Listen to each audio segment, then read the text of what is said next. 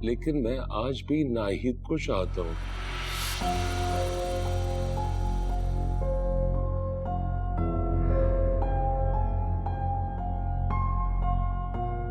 अब अगर अल्लाह ने नाहिद को मुझसे छीन लिया है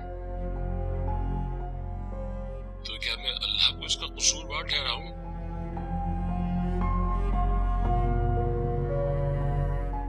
कि उसने नाहिद को मुझसे क्यों छीना?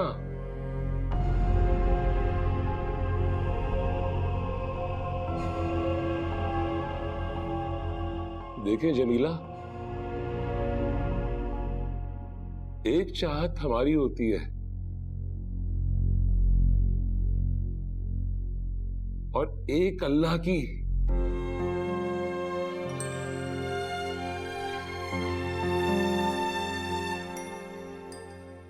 पूरी वही होती है जो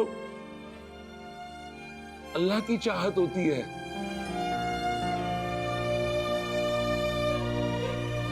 और वही चाहत हमारा नसीब, हमारा मुकद्दर होता है।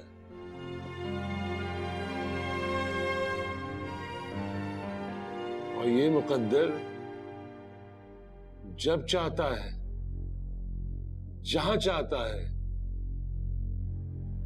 हम इंसानों की उंगली थामकर हमें वहां ले जाता है जहां उसकी मर्जी होती है, और फिर जहां चाहता है वहां छोड़ देता है,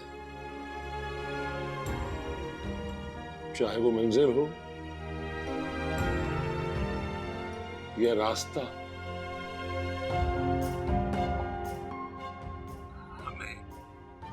जमीला, अपने ख्वाबों का कर्ज अपने बच्चों से नहीं चुकाना चाहिए हमें।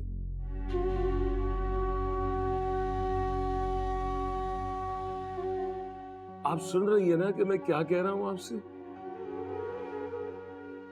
आप समझ रही है ना?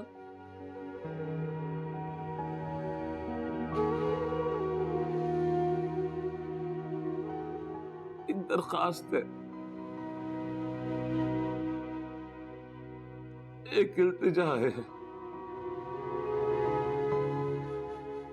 आप मेरे सामने नहीं है, लेकिन मेरे हाथ आपके आगे जुड़े हुए हैं। आप इस दुनिया में जिसको बहुत ज्यादा प्यार करती है, उसके सदके में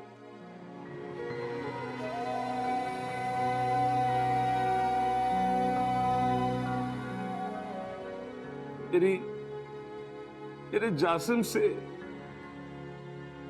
अपनी बेटी की शादी कर दे।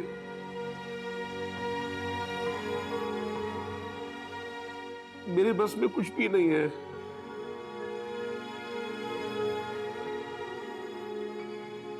मैं एक बात का आपको यकीन दिलाता हूं,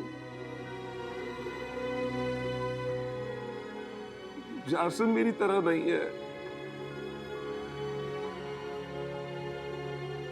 वो आपकी निशा को तकलीफ नहीं देगा।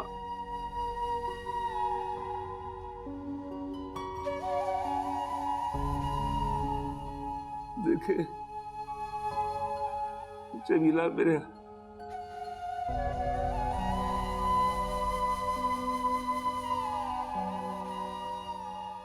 हाथ आपके आगे जुड़े हुए हैं।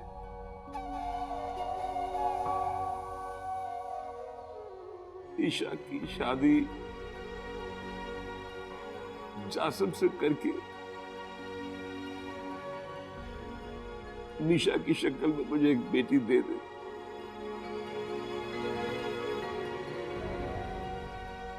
ये वकार अहमद नहीं बोल रहा,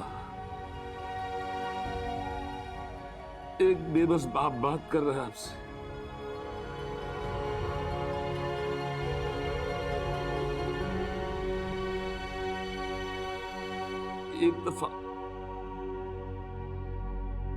एक दफा मेरी बात पे गौर जरूर कीजिएगा। मेरी बात पे यकीन करे, मेरा जासिम आपको और मीशा को मायूस नहीं करेगा।